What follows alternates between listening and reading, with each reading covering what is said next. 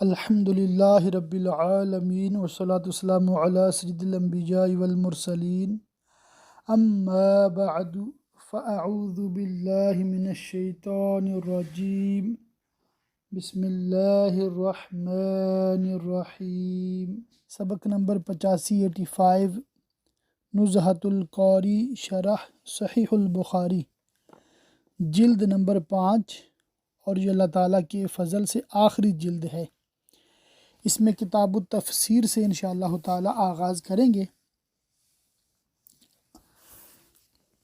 اس میں قرآن پاک کی مختلف آیات میں استعمال ہونے والے الفاظ مبارکہ، ان کی تفسیر بیان کی گئی ہے۔ مختلف آیتوں کے بارے میں بیان کیا گیا کہ کون سی آیت کب اور کہاں نازل ہوئی، اور کون سی آیات منسوخ ہیں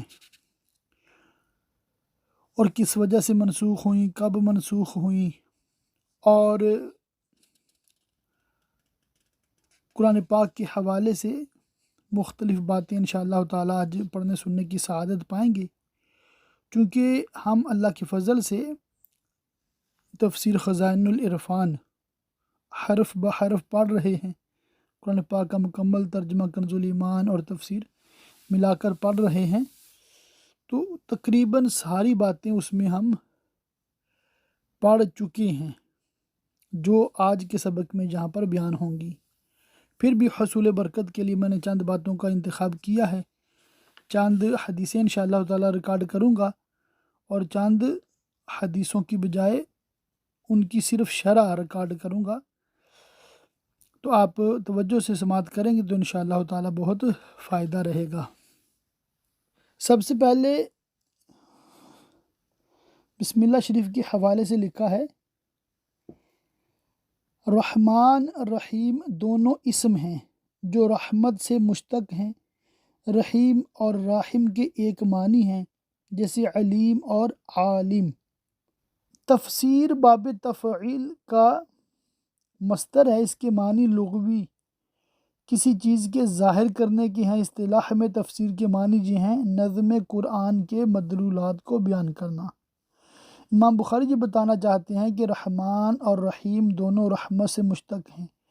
رحمت کے معنی جھکنے کے ہیں، تو رحمان اور رحیم کے معنی ہوئے جھکنے والا۔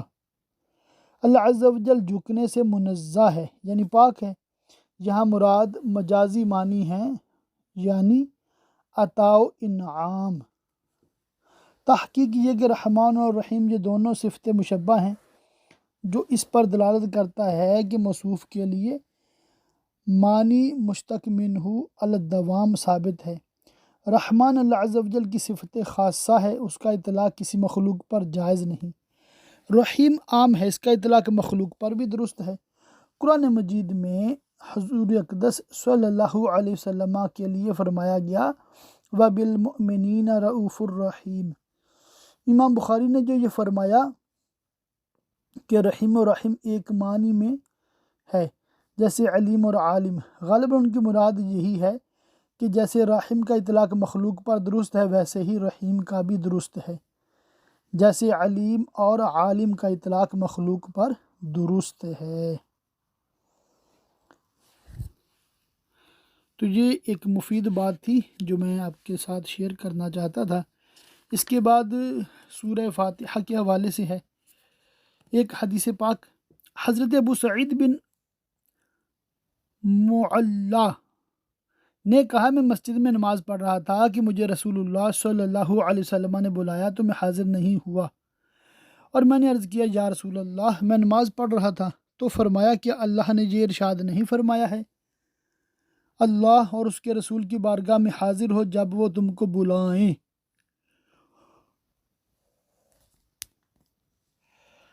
پھر مجھ سے فرمایا، مسجد سے نکلنے سے پہلے میں تم کو ایک سورہ بتاؤں گا جو قرآن مجید کی تمام سورتوں سے افضل ہے۔ پھر حضور نے میرا ہاتھ پکڑ لیا۔ پھر جب مسجد سے باہر جانے کا ارادہ فرمایا تو میں نے عرض کیا کہ آپ نے نہیں فرمایا تھا میں تم کو ایک ایسی سورہ بتاؤں گا جو قرآن کی تمام سورتوں سے عظیم تر ہے؟ فرمایا، یہ سورت الحمدللہ رب العالمین ہے۔ یہ 7 مثانی ہے اور قرآن عظیم ہے جو مجھے عطا فرمایا گیا۔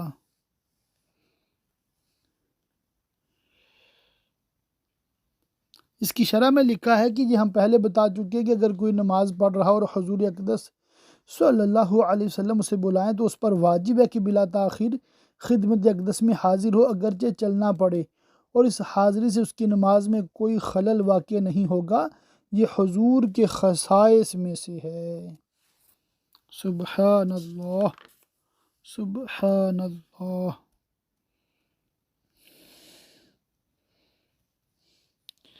اس کے بعد قیامت کے حوالے سے حدیث پاک ہے، یہ بھی انشاءاللہ تعالی میں پڑھتا ہوں، اور اس میں پیارے آقا علیہ الصلوۃ والسلام کی شفاعت کا بیان ہم بخاری شریف سے پڑھیں گے اللہ کی رحمت سے۔ حضرت انس نبی کریم صلی اللہ تعالی علیہ وسلم سے روایت کرتے ہیں کہ فرمایا، مومن قیامت کے دن ایک جگہ جمع ہوں گے اور کہیں گے کاش ہم لوگ اپنے رب کے حضور کسی کو شفیع بنائیں، تو سب لوگ حضرت آدم کی خدمت میں حاضر ہوں گے اور عرض کریں گے اور کہیں گے، آپ سب لوگوں کے باپ ہیں، اللہ تعالیٰ نے آپ کو اپنے ید قدرت سے پیدا کیا اور فرشتوں سے آپ کا سجدہ کرایا اور تمام چیزوں کے نام سکھائے، آپ اپنے رب کے حضور ہماری شفاعت فرمائیے اور ہم کو اس جگہ سے نجات دلائیے، تو وہ فرمائیں گے میں اس منصب کا حامل نہیں، اور اپنی لغزش ذکر فرمائیں گے اور حیا کریں گے اور کہیں گے جاؤ نوح کے پاس، یہ پہلے رسول ہیں جنہیں اللہ عز و جل نے زمین والوں کی طرف بھیجا، تو لوگ نوح علیہ السلام کی خدمت میں حاضر ہوں گے، وہ بھی فرمائیں گے میں اس منصب پر نہیں، اور اپنا وہ سوال ذکر کریں گے جس کا انہیں علم نہیں تھا، اور حیا فرمائیں گے اور کہیں گے خلیل الرحمن کے پاس جاؤ، لوگ ان کی خدمت میں حاضر ہوں گے، وہ بھی فرمائیں گے میں اس منصب پر نہیں، موسیٰ کے پاس جاؤ، یہ وہ بندے ہیں جن سے اللہ عز و جل نے کلام فرمایا اور انہیں توریت عطا فرمائی، لوگ ان کی خدمت میں حاضر ہوں گے، وہ فرمائیں گے میں اس منصب پر نہیں، اور یاد کریں گے ایک شخص کو بغیر دوسرے شخص کے عوض قتل کرنے کو، اور اپنے رب سے حیا فرمائیں گے عیسیٰ کے پاس جاؤ، وہ اللہ کے بندے اور اس کے رسول، اس کے کلمہ اور اس کی روح ہیں، حضرت عیسیٰ بھی فرمائیں گے میں اس منصب پر نہیں، تم لوگ محمد صلی اللہ علیہ وسلم کے پاس جاؤ، یہ وہ بندے ہیں جنہیں اللہ نے گناہوں سے محفوظ رکھا، اب سب لوگ میرے پاس حاضر ہوں گے، میں سب کو لے کر چلوں گا یہاں تک کہ اپنے رب سے حاضری کا اذن طلب کروں گا، مجھے اذن ملے گا، جب میں اپنے رب کا جلوہ دیکھوں گا تو سجدے میں گر جاؤں گا، اللہ عز و جل مجھے یوں ہی رہنے دے گا جب تک چاہے گا، پھر مجھ سے فرمائے گا اپنے سر کو اٹھاؤ، مانگو جو مانگو گے تم کو دیا جائے گا، کہو جو کچھ کہو گے سنا جائے گا، شفاعت کرو تمہاری شفاعت قبول کی جائے گی، اب میں اپنے سر کو اٹھاؤں گا، اپنے رب کی حمد کروں گا، ایسی حمد جو مجھے میرا رب اس وقت تعلیم دے گا، پھر میں شفاعت کروں گا تو میرے لیے ایک حد مقرر کر دی جائے گی، اتنے لوگوں کو جنت میں داخل کروں گا، پھر دوبارہ حاضر ہوں گا، پھر جب اپنے رب کو دیکھوں گا وہی کروں گا جو میں نے پہلے کیا، پھر شفاعت کروں گا تو میرے لیے ایک حد مقرر فرما دے گا، ان لوگوں کو میں جنت میں داخل کروں گا، پھر چوتھی بار حاضر ہوں گا تو اب میں کہوں گا کہ اب جہنم میں وہی لوگ رہ گئے ہیں جسے قرآن نے روک رکھا ہے اور جنہیں جہنم میں ہمیشہ رہنا ضروری ہے۔ سبحان اللہ، سبحان اللہ۔ شفاعت کے صدقے میں جنت ملی ہے، عمل تھے جہنم میں جانے کے قابل۔ تو قیامت والے دن کیا ہونا ہے؟ اللہ اللہ، بہت عظیم الشان جلسہ میلاد ہونا ہے، اللہ اللہ، ذکر مصطفیٰ ہونا ہے، اور کیسے ہونا ہے؟ فقط اتنا سبب ہے انعقاد بزم محشر کا کہ ان کی شان محبوبی دکھائی جانے والی ہے۔ سبحان اللہ، اس دن اس چیز کا اظہار ہو جائے گا کہ اللہ کے محبوب کی کیا شان ہے۔ ایک ایک نبی کے پاس جائیں گے لوگ، اللہ اللہ، تو ایک کے بعد دوسرا، اور بالآخر پیارے آقا علیہ الصلوۃ والسلام کی بارگاہ میں حاضر ہوں گے۔ سبحان اللہ، سبحان اللہ۔ اس بات کو ہم نے قیامت کا جو بیان ہے بہار شریعت حصہ اول، وہاں پر بھی تفصیلی پڑھا تھا، تو حصول برکت کے لیے اس کی میں نے ریکارڈنگ کروائی۔ آگے حدیث ہے، حضرت عبداللہ بن مسعود رضی اللہ تعالیٰ عنہ نے کہا، میں نے نبی صلی اللہ علیہ وسلم سے پوچھا کہ اللہ کے نزدیک سب سے بڑا گناہ کیا ہے؟ فرمایا کسی کو اللہ کا شریک ٹھہرانا، حالانکہ اللہ نے تجھ کو پیدا فرمایا۔ میں نے عرض کیا بلا شبہ یہ بھاری گناہ ہے۔ میں نے عرض کیا پھر کون سا؟ فرمایا اپنی اولاد کو قتل کرنا، اس ڈر سے کہ تیرے پاس کھائے گی۔ میں نے کہا پھر کون سا؟ فرمایا اپنے پڑوسی کی عورت کے ساتھ زنا کرنا۔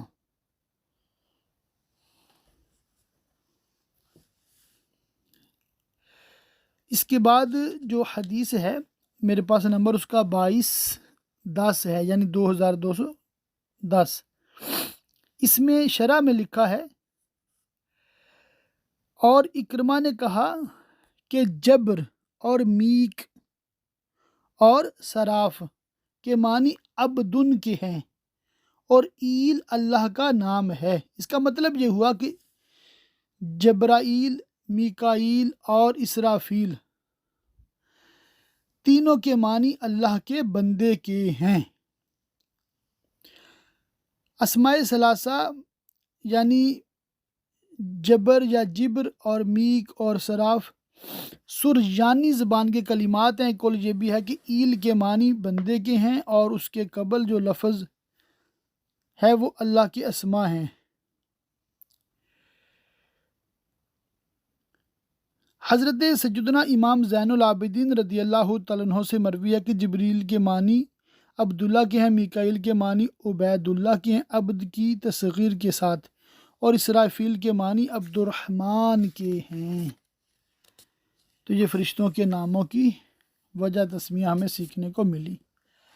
حدیث 2211 ہے، حضرت ابن عباس رضی اللہ تعالیٰ عنہما نے کہا کہ حضرت عمر نے فرمایا ہم میں سب سے بڑے قاری ابی ہیں، اور ہم میں سب سے اچھے قاضی علی ہیں۔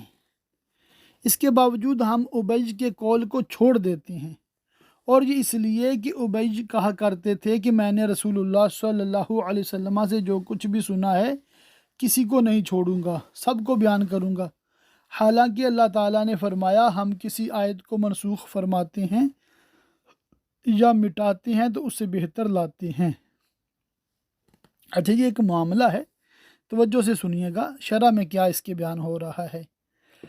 حضرت عمر فاروق رضی اللہ تعالیٰ عنہ کے اس ارشاد کا مطلب یہ ہے کہ اس کے باوجود کہ ابی سب سے بڑے قاری ہیں، ان کی قراءت کے بہت سے حصے کو ہم نہیں لیتے، انہیں ہم چھوڑ دیتے ہیں، اس لیے کہ وہ منسوخ اور غیر منسوخ سب کی قراءت کرتے ہیں۔ ان کا کہنا یہ ہے کہ میں نے رسول اللہ صلی اللہ علیہ وسلم سے جو کچھ بھی قرآن سنا ہے ان میں سے کسی کی قراءت نہیں چھوڑوں گا، حالانکہ بہت سی آیتوں کی تلاوت منسوخ ہو چکی ہے۔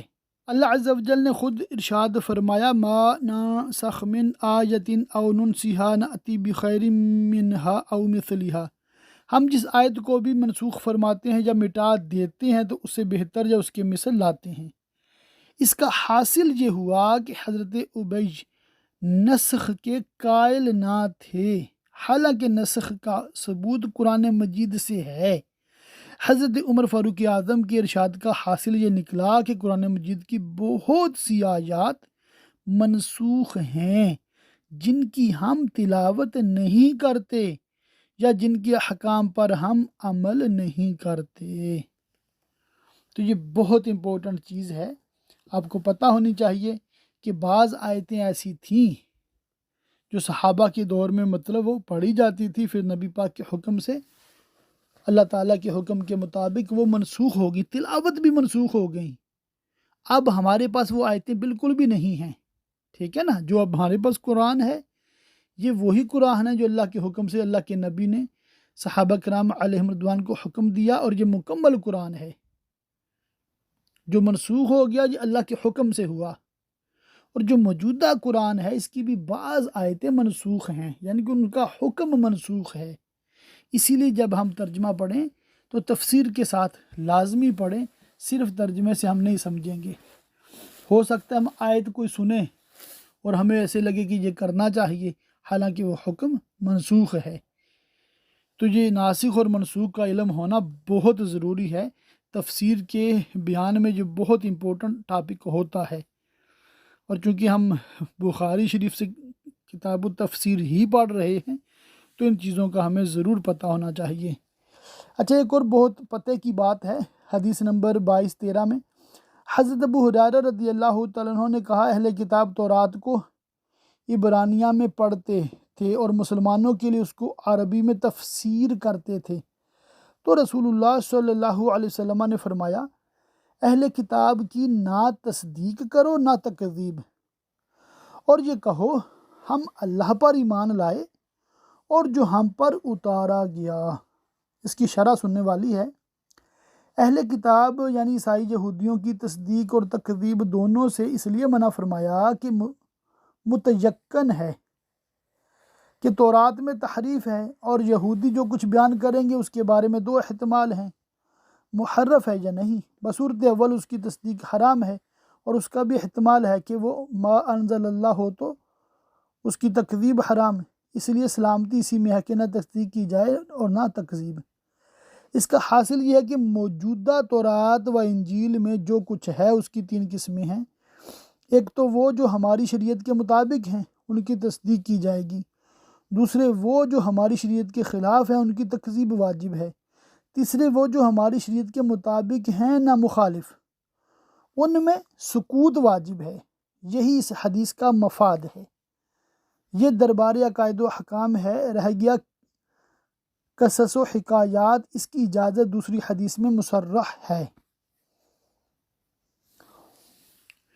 بنی اسرائیل سے بیان کرو اور اس میں حرج نہیں۔ اس سے نیچری اور آزاد خیال محقق بننے والوں کے اس مغالطہ کی تردید ہو گئی کہ وہ امام ابن اسحاق وغیرہ کو صرف اس بنا پر ناقابل اعتبار ٹھہراتے ہیں کہ وہ اسرائیلیات کی روایت کرتے ہیں۔ یہ ہمیں سیکھنے اور سمجھنے کو ملا کہ بعض واقعات جو ہیں تفسیر میں جو بیان ہوتے ہیں وہ اصل میں بنی اسرائیل سے لیے گئے ہیں، تورات انجیل وغیرہ سے لیے گئے ہیں، اور اس سے مدد ملتی ہے قرآن پاک کی بہت ساری آیات اور واقعات کو سمجھنے کے لیے، تو یہ بالکل جائز ہے۔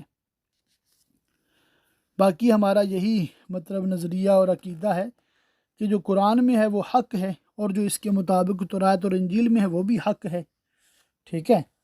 اور جو قرآن کے خلاف تورات اور انجیل میں لکھا ہے وہ بالکل باطل ہے، ہم اس کو نہیں مانیں گے۔ اور جس کے بارے میں قرآن کچھ بھی نہیں کہتا ہم اس کے بارے میں سکوت کریں گے کہ ہو سکتا ہے وہ جو بائبل میں لکھا ہوا ہے بظاہر قرآن کے خلاف بھی نہیں ہے، تو وہ ہو سکتا ہے اللہ کی جانب سے ہو، اور یہ بھی ہو سکتا ہے کہ اللہ کی جانب سے نہ ہو، اس لیے ہم بالکل خاموش رہیں گے۔ اب حدیث 22-20 ہے، اس کی مطلب حدیث پاک پڑھنے کی بجائے صرف اس کی شرح میں انشاءاللہ تعالیٰ تھوڑی پڑھ کے سناتا ہوں۔ فتنہ ابن زبیر سے مراد وہ زمانہ ہے جب حضرت عبداللہ بن زبیر رضی اللہ تعالیٰ عنہ نے خلافت کا دعویٰ کیا تھا۔ پورے حرمین طیبین اور حجاز و عراق میں، بلکہ اکثر بلاد اسلام میں ان کو خلیفۃ المسلمین تسلیم کر لیا گیا تھا۔ مطلب یہ یزید پلید کے دور میں بھی مکہ مکرمہ پر انہی کی حکومت تھی، حضرت عبداللہ بن زبیر کی، اور یزید پلید کے مرنے کے بعد تو مطلب بالکل ان کا قبضہ تھا، اور کافی اسلامی ملکوں پہ ان کا قبضہ تھا، مگر مروان اور اس کے بیٹے عبد الملک صفاق نے ان کے خلاف فوجیں بھیجیں۔ حضرت عبداللہ بن عمر رضی اللہ تعالیٰ عنہ کا رویہ بربنائے احتیاط تھا، وہ یہ نہیں طے کر پائے ہوں گے کہ حق کس کے ساتھ ہے۔ تو عبداللہ بن عمر رضی اللہ تعالیٰ عنہ یہ دونوں گروہوں میں، یعنی کہ جو شام کے لوگ تھے بنو امیہ کے مروان وغیرہ، اور جو مکہ پاک کے مدینہ کے لوگ تھے، ان میں کیا کرتے تھے، صلح کرانے کی کوشش فرماتے تھے کہ مسلمان ہیں، بھائی بھائی ہیں، نہ لڑیں۔ دوسری روایت میں ہے کہ اس شخص نے حضرت عثمان، حضرت علی رضی اللہ تعالیٰ عنہ کے بارے میں جو کچھ پوچھا وہ اس بنا پر تھا کہ اس وقت مسلمانوں میں 2 طبقے پیدا ہو گئے تھے، ایک عثمانی تھا اور دوسرا شیعی تھا۔ ایک فریق دوسرے پر لعن و طعن کرتا تھا، علانیہ نکتہ چینیاں کرتا، اس لیے اس شخص نے خصوصیت سے ان دونوں صاحبان کے بارے میں پوچھا، تو حضرت عبداللہ بن عمر رضی اللہ تعالیٰ عنہ نے فیصلہ کن اطمینان بخش جواب ارشاد فرمایا۔ اور اس میں لکھا بھی ہے حدیث میں کہ حضرت عثمان کو اللہ نے معاف فرما دیا، تم لوگوں کو یہ بات ناگوار ہے کہ انہیں معاف کیا گیا۔ اور علی رسول اللہ کے چچا کے صاحبزادے اور حضور کے داماد ہیں، اور اشارہ کر کے بتایا یہ ان کا گھر ہے جہاں تم دیکھ رہے ہو۔ سبحان اللہ۔ ہر صحابی نبی جنتی جنتی۔ تو صحابہ کرام علیہم رضوان کے بارے میں کمزور باتیں یہ بہت پہلے شروع ہو گئی تھیں، اور صحابہ کے مطلب جو تعلیمات ہیں ہمیں اہل سنت و جماعت کی طرف سے، وہ یہی ہیں کہ ہر صحابی نبی کی دل و جان سے تعظیم کرنی ہے، وہ جناب علی المرتضیٰ ہوں، جناب عثمان غنی ہوں، جناب امیر معاویہ ہوں، سبھی کا ہم نے احترام کرنا ہے، اور اللہ پاک ہمیں ہمیشہ احترام کرتے رہنے کی توفیق رفیق مرحمت فرمائے۔ اور جو لوگ کسی بھی صحابی کے بارے میں غلط کامنٹ کرتے ہیں، اللہ پاک ہمیں ان سے دور رہنے کی توفیق دے۔ حدیث 2229 ہے، حضرت عبداللہ بن زبیر نے کہا، میں نے عثمان بن عفان سے کہا کہ آیا کریمہ، تم میں سے جو لوگ وفات پائیں اور بیویاں چھوڑیں تو ان پر وصیت کرنا فرض ہے کہ پورے سال ان کو نفقہ دیں اور گھر سے نہ نکالیں۔ فرمایا اسے دوسری آیت نے منسوخ کر دیا۔ ابن زبیر نے کہا تو آپ اسے کیوں لکھتے ہیں اور مصاحف میں رہنے دیتے ہیں؟ انہوں نے فرمایا بھتیجے قرآن کے کسی حصہ کو اس کی جگہ سے نہیں بدلوں گا۔ تو اس کا ان شارٹ وہی ہے جو پہلے ہم شرح میں سیکھ چکے ہیں کہ بعض قرآن پاک کی آیتیں ہیں لکھنے میں تو آتی ہیں، مگر ان کی جو صرف مطلب تلاوت منسوخ نہیں ہے بلکہ اس کا حکم منسوخ ہے۔ اگلے صفحہ پر اس کی تفصیل ہے کہ منسوخ کی 3 قسمیں ہیں۔ اول منسوخ الحکم، منسوخ التلاوت، دوسری منسوخ التلاوت اور محکم۔ ان دونوں قسموں کی آیتیں مصحف میں نہیں لکھی ہوئی ہیں۔ تیسری منسوخ الحکم اور متلو، ایسی آیتیں مصحف میں لکھی جاتی ہیں۔ سورہ بقرہ کی آیت نمبر 240 یا صرف 24 تیسری قبیل سے ہے، اس کا حکم منسوخ اور تلاوت باقی ہے۔